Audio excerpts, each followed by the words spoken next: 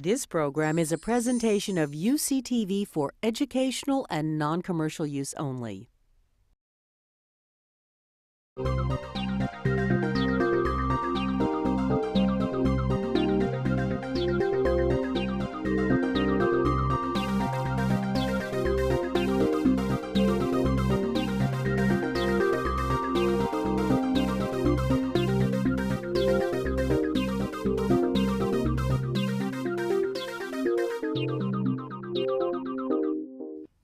Welcome to A Conversation with History. I'm Harry Chrysler of the Institute of International Studies. Our guest today is Richard H. Thaler, who is the Ralph and Dorothy Keller Distinguished Service Professor of Behavioral Science and Economics at the Graduate School of Business, the University of Chicago. His publications include The Winner's Curse, Paradoxes and Anomalies of Economic Life, and Nudge, Improving Decisions About Health, Wealth, and Happiness. He is the 2010 Hitchcock Professor on the Berkeley campus. Well, welcome, Professor Thaler. Thank you. It's very nice to be here in Berkeley. Where were you born and raised? I was born and raised in New Jersey, and grew up in suburban New Jersey. My father was an actuary and commuted on the train into Newark, worked at Prudential. And looking back, how do you think your parents shaped your thinking about the world? Oh, you know, it's always hard to tell. I think my father's greatest influence on me probably was to convince me that I didn't have it in me to become a businessman. I saw what he did and I knew I couldn't do that. And so I've never held an honest job and hope to keep it that way. But did he pique your interest in economics? Not really. I would say he piqued my interest in math. Actuaries are really applied mathematicians, and he was always giving me little brain teasers and math problems, and I'd say he cultivated my analytical thinking ability. And where were you educated? I was an undergraduate at Case Western Reserve and did my PhD at the University of Rochester. And what was your dissertation on? My dissertation was on the value of a life. And it sounds like an unusual topic, but I had taught a course in cost-benefit analysis. And this was kind of a problem that hadn't really been dealt with satisfactorily. How should we decide how much to spend on making things safer? And so the theoretically correct approach is to see how much you would be willing to pay to make your life a little bit safer. And then, because that's what we do, we don't save specific lives. We make everyone's lives a little bit safer. And so I estimated that by looking at how much you had to pay people to get them to take risky jobs. Mm-hmm. And it was a very classical economics thesis. And you are classified, I guess, as a behavioral economist. Yes. And I want to help our audience understand what that exactly means. And I want to help students understand how you prepare for a career in behavioral economics. So first let me ask, what are the skills involved in the kind of work you do? Well, being a behavioral economist is really being an economist. And the training is really 90% the same as being any other kind of economist. I think it's just taking a somewhat different approach and borrowing some psychology. So a student who sets out to become a behavioral economist goes to an economics graduate program and then takes some psychology courses to add some breadth. Mm-hmm. And what accounts for your interest in human behavior and psychology as a way to inform economics? Was it the anomalies of economic theory that led you in that direction, or was this just an interest you developed earlier in your career? No, I just kept running into counterexamples to the theory. So the first one I found while I was working on my thesis. So I decided, I mentioned I was doing really an econometrics exercise, but I decided just for the fun of it to ask people some questions. So I would ask people 2 questions. Suppose by conducting this interview, you've been exposed to a 1 in 1,000 risk of death. How much would you pay to eliminate it? And then I'd ask a second question. How much would you have to be paid to agree to accept an extra 1 in 1,000 risk of death? Now, economic theory says those answers have to be virtually the same.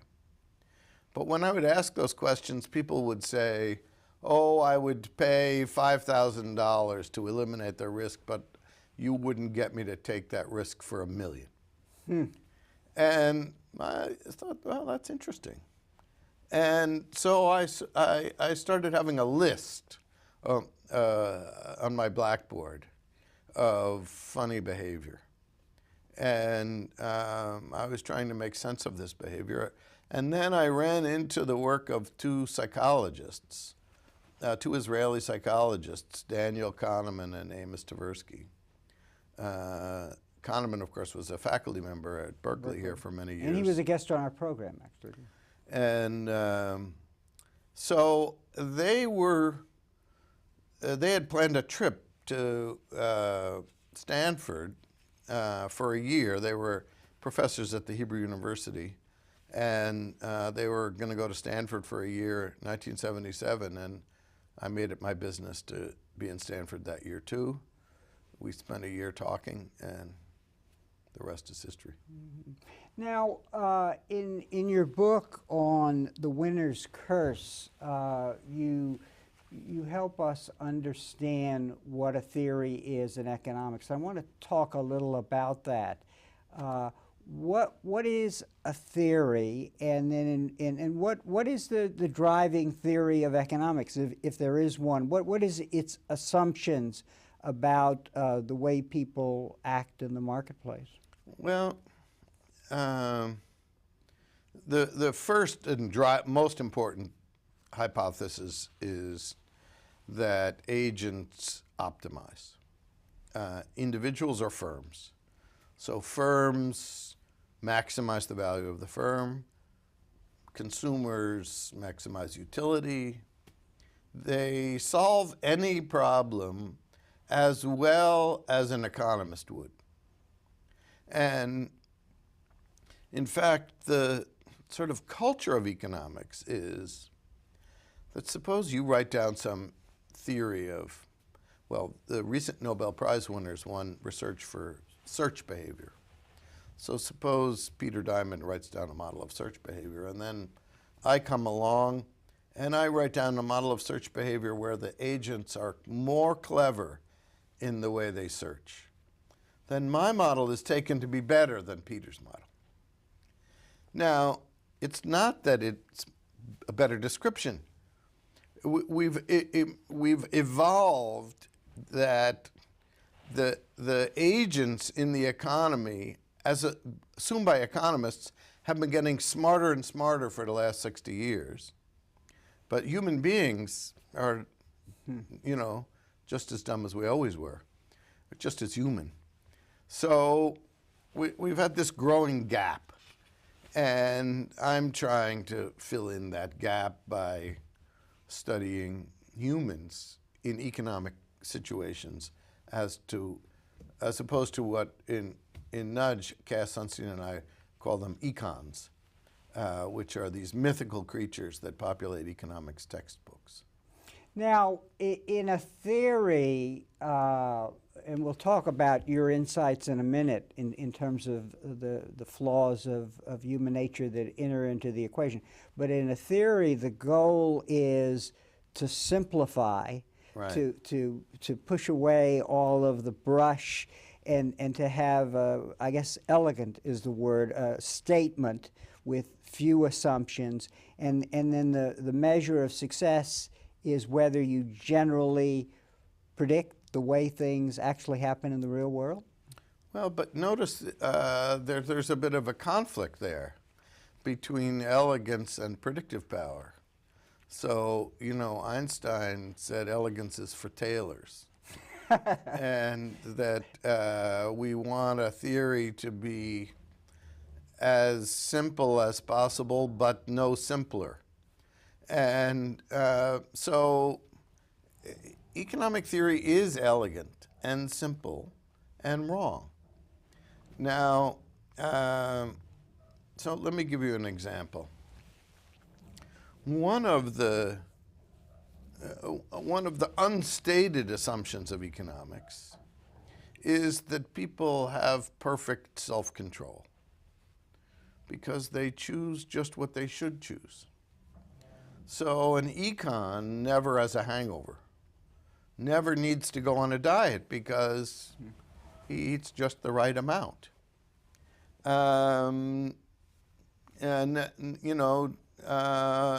Saves for retirement perfectly. Now, we look around and 20% of America is obese and 40% is overweight. That doesn't look like a world in which people have perfect self-control. Now, an economist, of course, could say, well, they choose to be obese. They choose to be overweight. But there's a whole industry helping people go on diets, which suggests that, no, it's not that people are choosing to be fat. There's a conflict there. One part of them would like to be thinner. Another part of them reaches for the bag of potato chips. And so if we're going to have a good model of that conflict, we have to face it head on.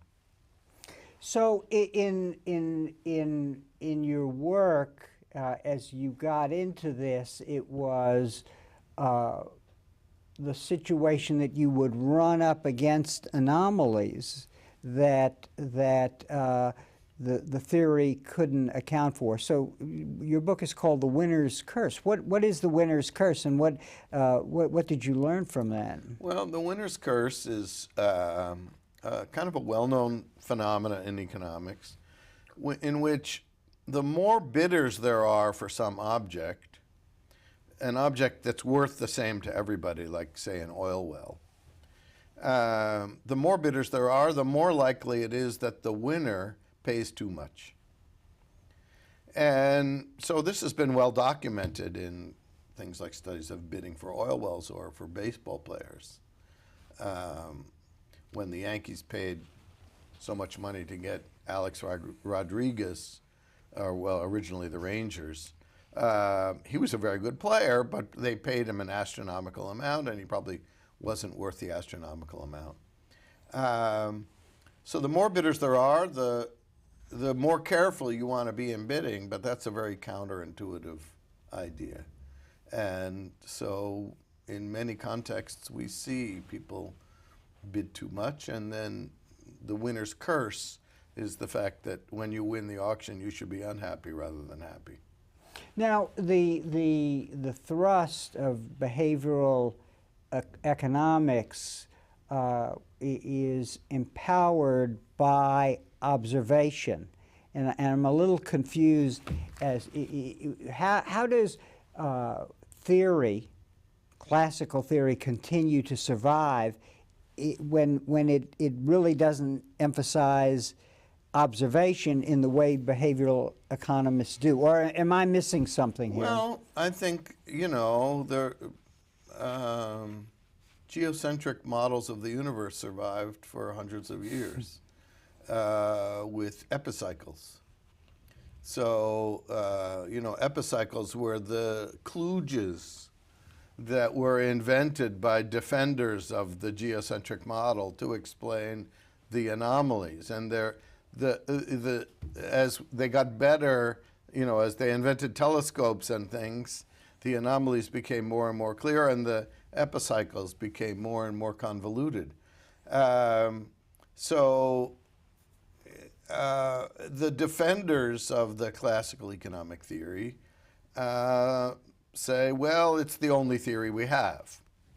And what's true is it is very elegant and parsimonious, and it often makes good predictions. So it is the case, of course, that people respond to incentives. If you raise the price, people buy less. That's a pretty good prediction. Now, do they do things perfectly? No. And we can argue about what are the situations in which these departures are most important. And my strategy has been to aim at those. So I've spent a lot of time talking about self-control problems because I think those are glaring examples in which the standard model fails. I've also studied situations in economic theory assumes that people are selfish. And so if there's some way of taking advantage of you, I will, if I'm a good economic agent. Humans are a little nicer than that. If you ask somebody what time it is, most people, they just look at their watch and respond truthfully. They don't think, oh, maybe this is a strategic opportunity. And, you know, if I tell you it's 5 minutes later, then I'll get a better seat in the movie theater. You know, I think we behavioral economists have not abandoned the standard model.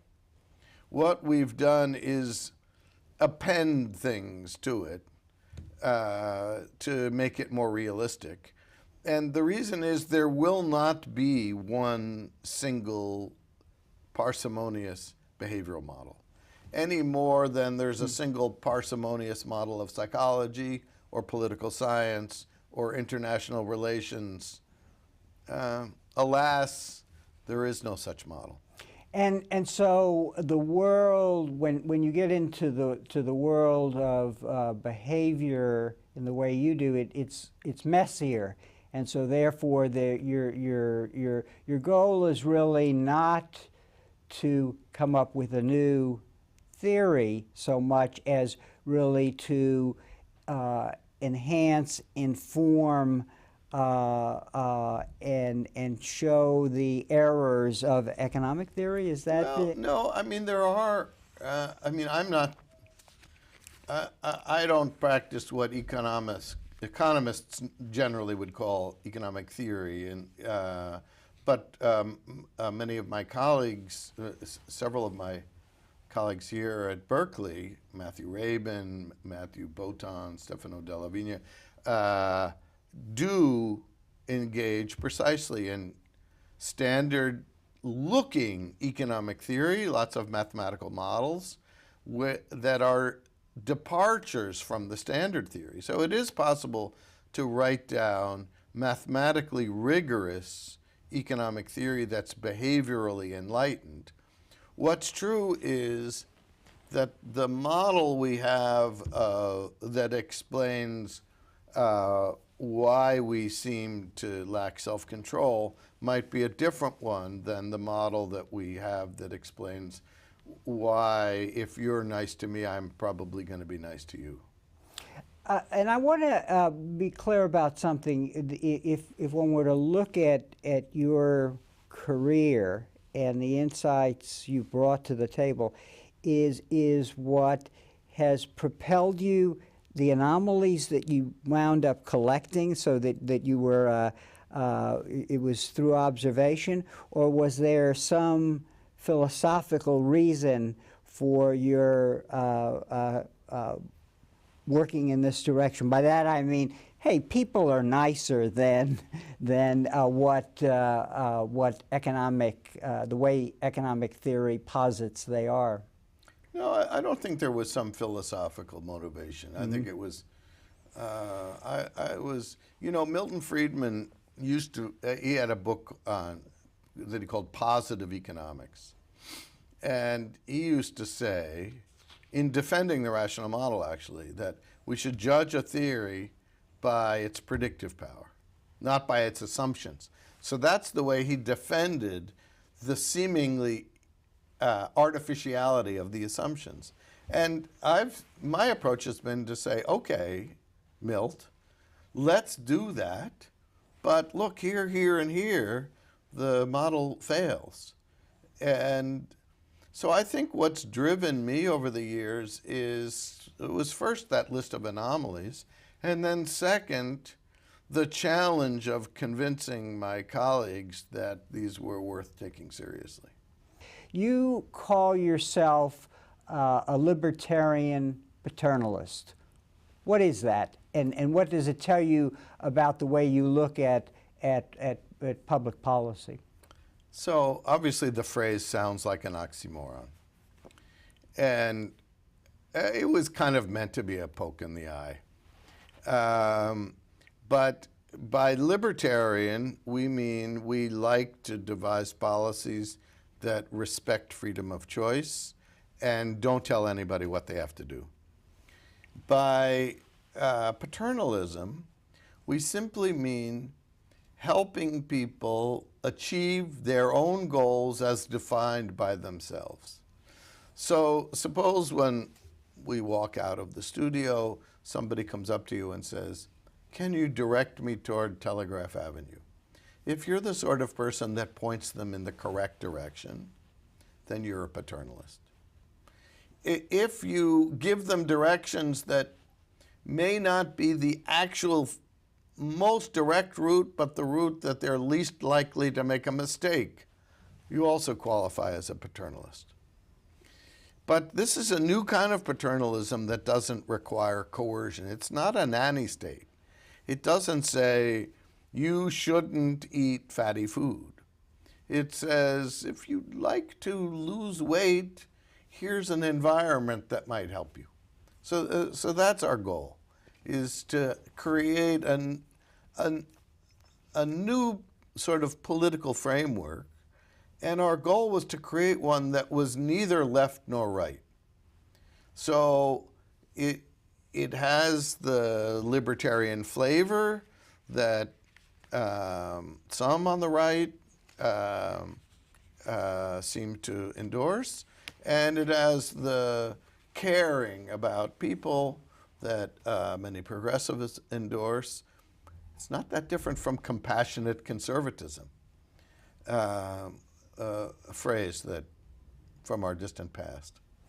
And what are there categories of, help us organize the way people fail in seeing their best interests, because what you and your co-author go through is a list of kind of human failings that sort of are the foundation upon which you build your model.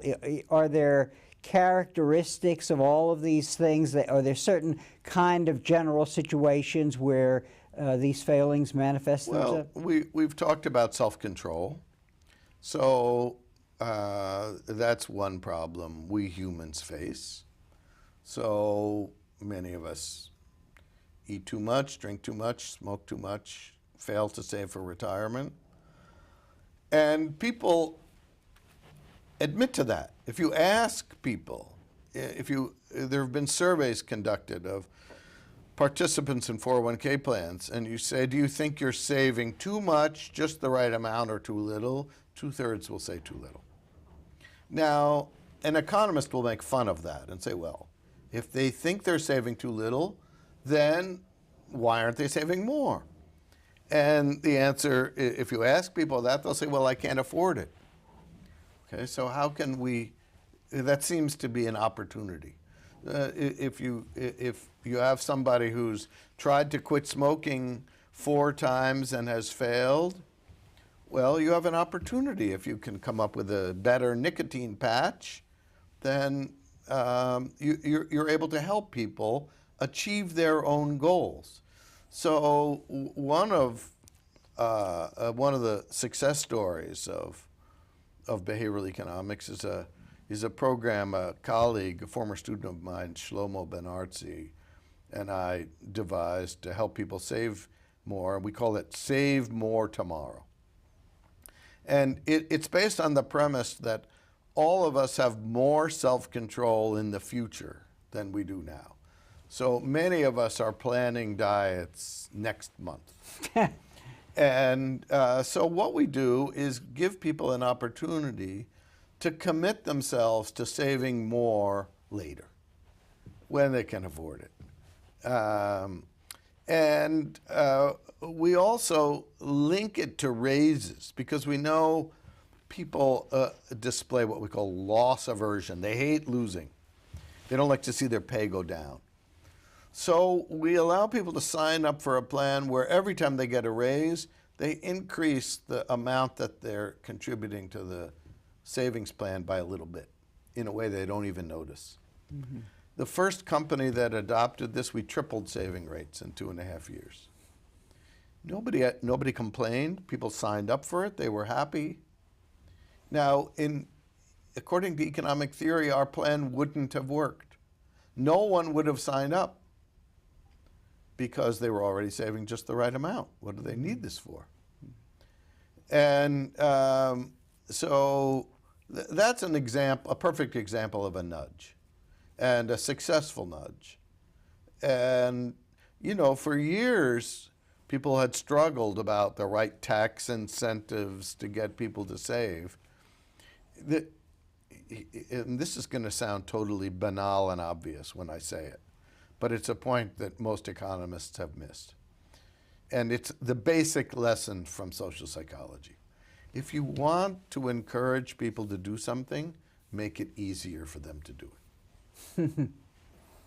Full stop. And if you do that, wonders will happen. And it sounds like in this example you're giving that you're sort of realizing or you're accepting the reality that people are contradictory. They have the best intentions for the future, but in the short term they may not act on them. And then you're essentially finding the beauty in the default position, really, that you're essentially saying, okay, let's do something in the future that you do right now so it happens automatic. It becomes the default position. Yeah. Exactly. Yeah. And then we let inertia work its magic. Because people can withdraw from the system anytime. But, you know, we lose 2 or 3% a year. So, because they don't bother to pull out of the system. So we always put a cap. You know, I sometimes joke I could get people saving 150% of their income if this worked long enough. They wonder, geez, how come I have to write a check to Berkeley every month? And you know, I'm joking, but the point is that inertia creates big problems. We get stuck in ruts, but then we can use inertia. So one of the tools, one of our most powerful tools in nudge is precisely the power of the default option. And default options are simply what happens if you do nothing.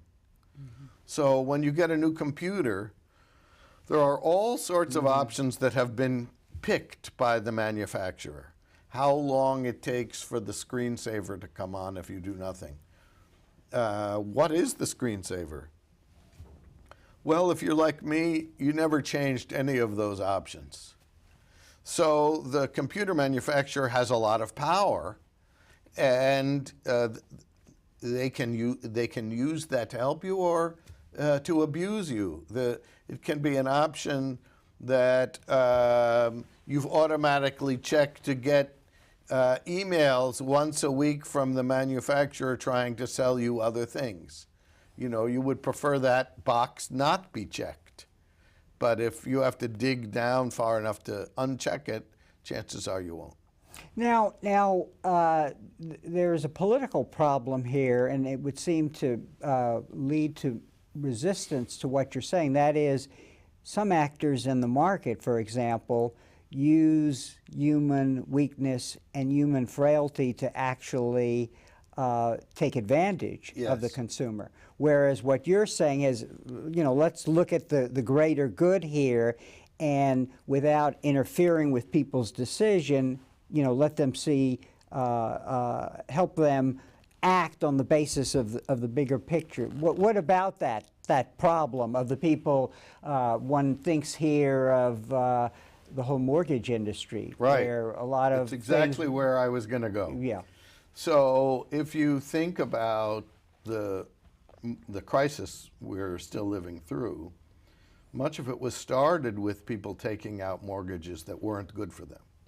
Many of those were sold door to door in the old-fashioned high-pressure sales technique.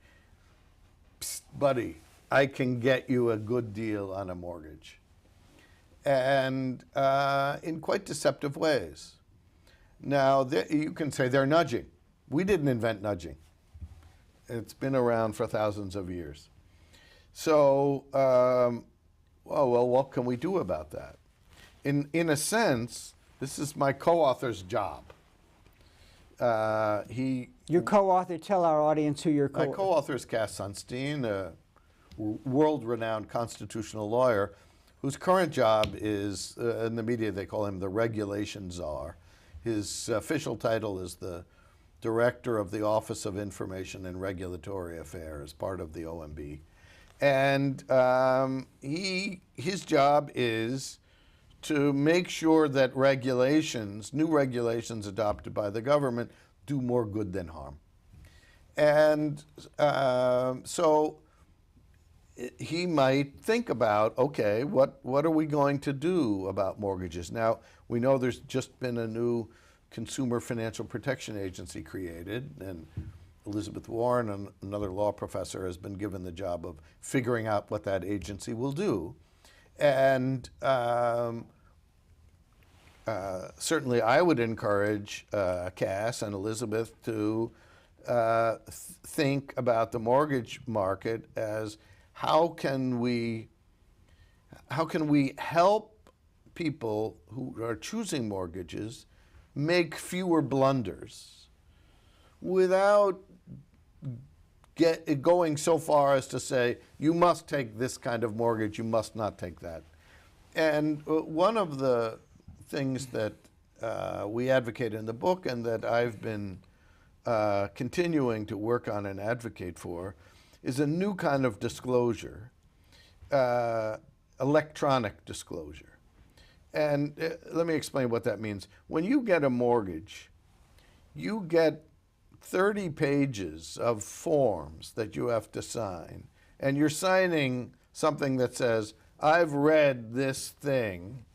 And anyone who's ever bought a house knows you go to a closing and you spend an hour signing pieces of paper that you don't read. Now, so that disclosure is useless.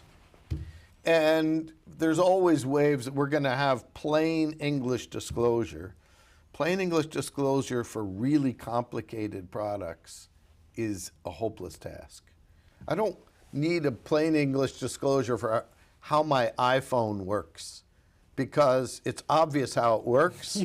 I press the button and it works. So, but no one can explain to me the complexities of that mortgage. So here's what we advocate. When you apply for a mortgage, you would get an electronic file instead of 30 pages. Now, it's not that you'd look at that file. You would, with one click, upload it to a website, a private website, that would help explain it to you. And what we'd like is mortgage shopping to be as easy as airline shopping. So we're all pretty good now at finding the best fare between San Francisco and Chicago, because there's a whole array of websites that makes it easy for us to do that. There are even websites that search across the other websites. So I think that market works pretty well, and it's because the airfares are readily available. We want to make everything readily available. The Obama administration has been extremely aggressive in releasing data, and so has the Bay Area. One of the best things the local government has done is BART, Bay Area Rapid Transit, has GPS locators in every train and bus. They just released that data that they already had, where every train and bus is, and then third-party providers created apps. So if you're standing at a bus stop wondering where the bus is, you can look in your app and say it's actually caught in a traffic jam.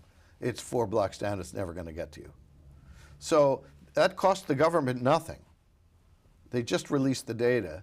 The market provides the fancy app, And so the administration is busy releasing all kinds of data that was hidden in file cabinets and will let the market do its wonders. Now, what can be done about the resistance let's go back to the case of mortgages, where there's something of a fight to do the simple things that might make things better. In your book, you propose, with regard to credit cards, the notion of a recap. End of the year, Right. a very simple statement. This is how much interest you're paying. This is what your account looks like, which would allow you to do shopping around to see, well, do I really want this credit card? How do we win the battle of making that happen? The insight is the right one, but is there a resistance to having that happen? Well, I think some players in the market will resist this. Regulators often get captured by the industry. We've set up a new regulator, and I'm sure that the president and Ms. Warren have every intention not to be captured, but they will be under pressure. I think that this electronic disclosure and recap is a middle course. So not every provider may embrace it, but I think the honest ones will, the big players will. And so I have some hope that if the companies are to choose between a regulator telling them they can't charge this sort of fee, but they can charge that sort of fee, in which they play this endless game of whack-a-mole, where the regulator abolishes some fee and they invent some new one, that if we just go to disclosure, then I think that the honest firms will win. And I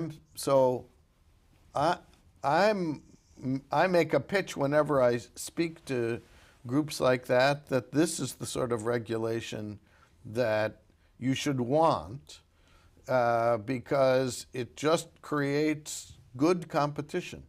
And if you're in the business of trying to fool people, then by all means you should oppose this.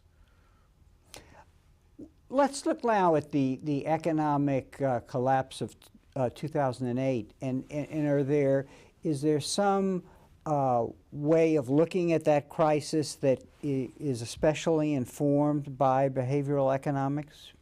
Well, one of the behavioral problems we haven't talked about yet, and it's one of the most important, is overconfidence. So, the first week I teach a course in decision making at the Chicago Booth School of Business, and before the class even starts, we have the students fill out a survey on the web, and one of the questions is, where in the grade distribution do you think you will come out? And 90% of the class thinks they'll be above the median. Now, of course, that can't happen. And slowly, during the course of the quarter, they realized that that prediction was overconfident. Well, business people are overconfident too. And, Tony Hayward, the CEO of BP, said the risk of that oil well exploding was 1 in a million. And I think the CEOs of Bear Stearns and Lehman Brothers never thought this could happen to them. And so I think there were lots of human failings. Part of it came from complexity, that they were dealing with ever increasingly complex mechanisms, be it a black box trading system or an oil well that's a mile down. And the CEOs didn't really understand what some of their bright employees were doing. And here's where I think my plea for more disclosure may have a hidden benefit. I think in some cases, firms will end up disclosing things to themselves. So going back to the government's disclosure, one of the things the Obama administration did in their first few months was release on CD-ROM a record of the details of every 401k plan in the country. Now, there's a company down in Southern California that rates 401k plans. They could, now that they got this data, they could rate every company. They've told me that some CEOs have called them up and said, we got a 68 on your score. We had no idea our plan was so bad, we're going to fix it. So that's disclosure to yourself. It's like getting on the scale. And if you're forced to get on the scale, maybe you'll be nudged to go on a diet. So it's interesting because what you're saying is that with the insights of behavioral economics, you're able to push the system in positive directions just by looking at the individual, the organization, the CEO, the consumer, and saying, if you knew more, if you had better information, better feedback, and systems that sort of transcended human frailty, that you would actually not be undoing the market, but making it better. Exactly. We're pro-market. But we'd like to create, markets work best for simple products. If you go to the farmer's market and there are 8 vendors selling heirloom tomatoes, you know, you can do a pretty good job of picking the best tomatoes at the price you want to pay. You know, if you're picking a mortgage, most PhDs in finance struggle with understanding all the terms of a mortgage. So that market isn't going to work as well as the farmer's market. And we want to make everything work as well as the example I gave before of picking an airline ticket. That has become pretty easy, even though the pricing strategies are very complicated. Right? I have no idea why the flight at 10 a.m. costs half as much as the flight at 4 p.m. I don't know what the formula is, but I can see it there and I can decide whether I have the flexibility to fly at 10 and I can save $400. Now, what does this tell us about the way we should act in the future with regard to regulation? Is it just what you said, namely more information at our fingertips, or what else? I mean, because there are people who want to exploit the system, you know, that actually were sort of party to the making of the crisis. Well, I think we want to put a spotlight on them. I think the danger here is, and people often accuse me of thinking that we want lots of heavy-handed regulation. And they accuse me of not realizing that bureaucrats are humans too. So let me say right here in front of the camera that I understand bureaucrats, with the possible exception of my co-author, are fallible. And, you know, I write a monthly column in the New York Times, and I wrote one on World Cup refereeing, precisely to make this point. In the recent World Cup, there was an incident in which England was playing Germany and a ball went 1 yard into the goal and everyone missed it. And there were thousands of replays where you see the ball landing a yard over the goal line and everyone missing it. And the thrust of my essay was, if you were designing the rules, the first thing you would take into account that the referee is fallible. he can only be in one place at a time. He can only see in one direction. So we need to create rules that take into account that everyone's fallible. Larry Summers said something very smart about the new financial regulations. And he said the goal should be to create regulations that don't require anyone to get any smarter. And by that he meant both the consumers and the regulators. So that's my goal, is to create a world where we don't need to be geniuses to pick a mortgage, and we don't need to be geniuses to run the Consumer Finance Protection Agency. And what sort of politics make that possible? Because your book has been attacked, I assume, by some people who view you, a person who only wants to nudge, as a socialist, basically. Yeah, that's quite funny because, well, Glenn Beck in particular thinks that we have some evil agenda.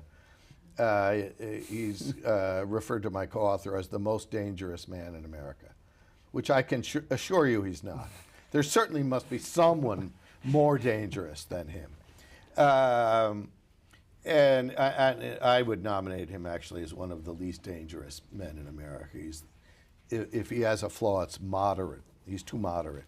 But you know, the irony is that the new government in the UK that's led by the Conservative Party has set up a nudge unit in Number 10. Informally, it's called the Nudge Unit. The formal name for it is the Behavioral Insight Team. And I'm an advisor to that team, and our mandate is to just think of ways that we can improve what government does using behavioral science techniques. So I don't think that this is a left versus right. I'm just back from a trip to Korea where the president of Korea read the book and assigned it to his cabinet. And he is from an extremely conservative party, former businessman. So we set out to write a book that was neither left nor right. And to some extent we've achieved, but there's, with a few exceptions.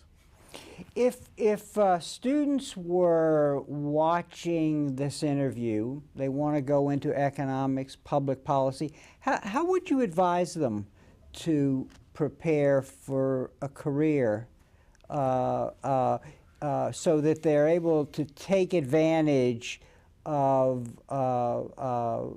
psychology and the kind of analysis that you're doing while remaining in economics? Well, you mean aside from reading our book cover to cover, right, and, several times, and making it available to all their students, yes, as they assigning. Yes. I think that's one of the. I've been on a campaign to replace the Bible in hotel rooms with copies of Nudge, Gideon's Nudge, I think. Yeah. But you know, I think that many leading public policy schools are starting to incorporate psychology courses in their curriculum. And I think that makes really great sense. And it's not all economics.